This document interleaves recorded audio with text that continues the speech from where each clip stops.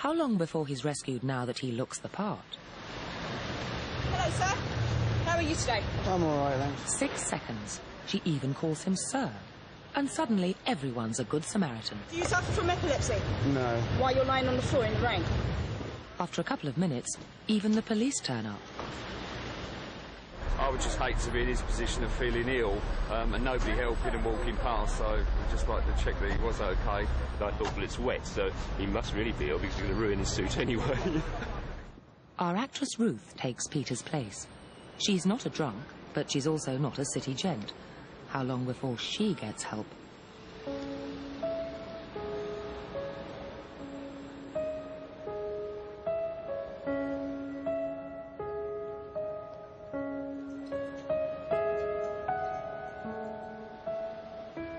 Four minutes have passed, and 34 people have passed. People don't really want to know. They just haven't got the time. Well, they have got the time, they just don't want to get involved. But it's more complicated than that. If the street were deserted, a passerby would probably go to the rescue. But these strangers have silently formed a temporary group with a rule: don't help.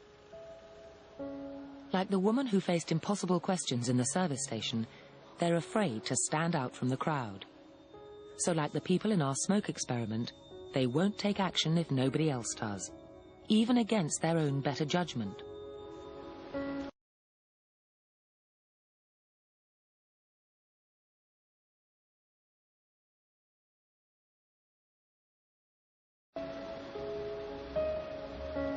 This woman, for instance, has clearly spotted Ruth, but she conforms to the rule and does nothing. You all right? Watch what happens, though, when someone else helps. You all right, you sure? She suddenly finds herself in a different group with a new rule: to help. She don't look well, does she? You all right, yeah? Yes, you are. First I thought she was dead. Then I sort of checked to see if she was breathing or not. And I looked around and I couldn't believe that no one had noticed her, because there was a bloke that sat there just absorbed in reading a newspaper. Peter's now having the same problem. This time, we've swapped his suit for casual clothes. He's not drunk, and we've asked him to act like he's in pain. Help! Help! Help me! Please, somebody! Help me! Help me, somebody! Please help me! Help me! Help me! Help me! Please, somebody help me! Please, somebody help me! I got onto the tube and sat opposite a guy who threatened me. He'd obviously been sleeping rough and had problems, but he was quite verbally abusive. Yeah, I was with a group of mates one day. We've seen two fellas arguing. We've literally turned the corner, discussed a few things, came back, and that was it, they were fighting. I'd got up to walk away from him, he'd followed me, and he sat beside me for 6 or 7 stops, actually threatened to stab me. We've had a little discussion between each other if we should stop it or not. We decided not to, so we was on our way. And I was looking at the other passengers and looking at the guard on the carriage, hoping that somebody would help me. We should have really done something, because at the end of the day, how'd we like it if it was us? Nobody did anything on the tube. People just ignored me completely. When the guy eventually got off, then people came up and asked if I was okay, but during the journey they'd done nothing. And that's when the guilt tripped in. We really did realise that it was wrong what we did. How'd you do it? How'd you feel when someone's beating 10 times out of someone? I mean, it could have been me, you, anyone, but deep down we bottled it. It's always very distressing to watch situations like this where people are obviously suffering and no one's actually helping them. But what we have here is two conflicting rules. One is the rule that we ought to help, and the other is the rule that we ought to do what everybody else is doing. And here you have effectively a group of strangers who are exerting the pressure not to intervene, not to help. And it's very difficult to rebel.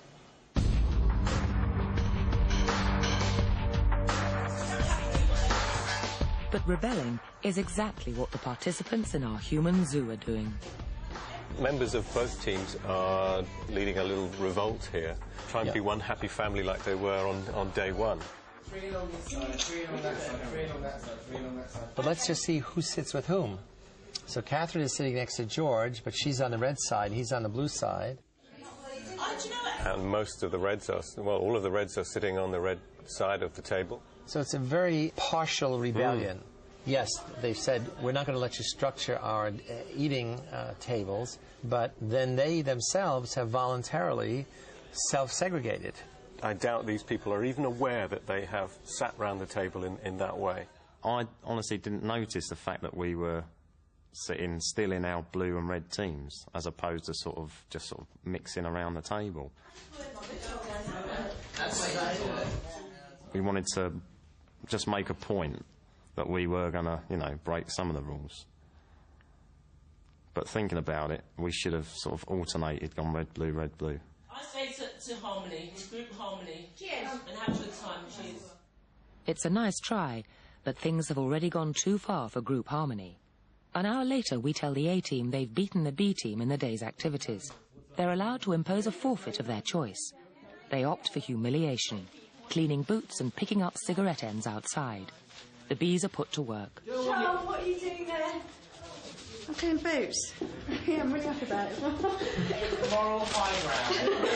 And that is what the most important thing is. We maintain the moral high ground.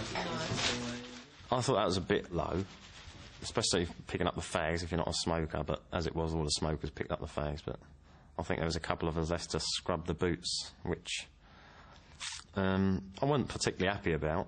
That slightly got us not upset, but kind of just like, we're not really, we're on different teams, but we're not against each other, and we shouldn't be put in that situation. We've seen that the Reds have made assumptions about the meaning of being in the A team. They think that it means that they are better than the Blues, but nevertheless, the Blues are complying with the situational rule to be humiliated in this way. Yeah, cleaning somebody's boots is a very menial task. Picking up cigarette butts with your bare hands. I mean, they're not tedious tasks, but they're clearly menial. Can you believe I knew they'd make us do this. They're so unkind. I did feel guilty to some extent of making people clean my boots, and I really didn't want them to do that. I mean, I did say to Dave, and I said to him, look, don't do my boots. If you don't want to do them, don't do them. I'll do them myself. But Caroline, also from the A-team, has no such qualms. I'm competitive to the end, come what may, and what's the point of entering if you're not going to go for it and win? And we went for it. It was close, very close, but we won at the end, and now they've got to have a forfeit. Great. Yes! Yes, yes, yes! That's the most animated I've seen Caroline. So now she's enjoying the power, the real power that being a Red has. Woo! That was really, really good, that. Best part of the day.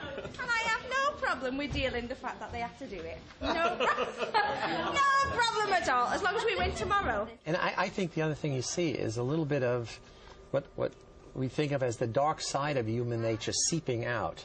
Again, this is clearly what we saw in the Stanford Prison study. That was really good. And it's going to make us even tougher tomorrow. Yeah, that is really, tomorrow really we're going to be really tough. Tomorrow we're going to really go for it. Carolyn would make a very good guard in my prison.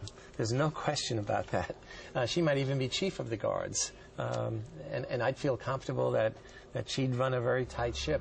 It was just their reaction. They were so funny. It was a major deal to them cleaning a few boots. So what? Why didn't they just get on with it and do it? I just thought it was so funny. So because I seen their reaction, I just thought it was hilarious. And I thought, right, well, come on, we'll show them a bit more. Come on, get on with it. Clean these boots, shape yourself. Because they wanted you.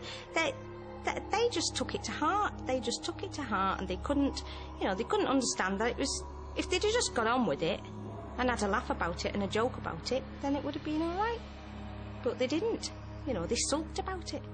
Now my attention is really heavily focused on Caroline, because tomorrow we're going to crank up the competition, the intergroup tension, and I anticipate Caroline is going to really begin to take over more and more a dominant role, because she's just relishing it so much. Phil Zimbardo is right to watch Caroline. Yesterday, butter wouldn't melt in her mouth. Today, she's had her first taste of power and liked it. Tomorrow, how far will she be prepared to go?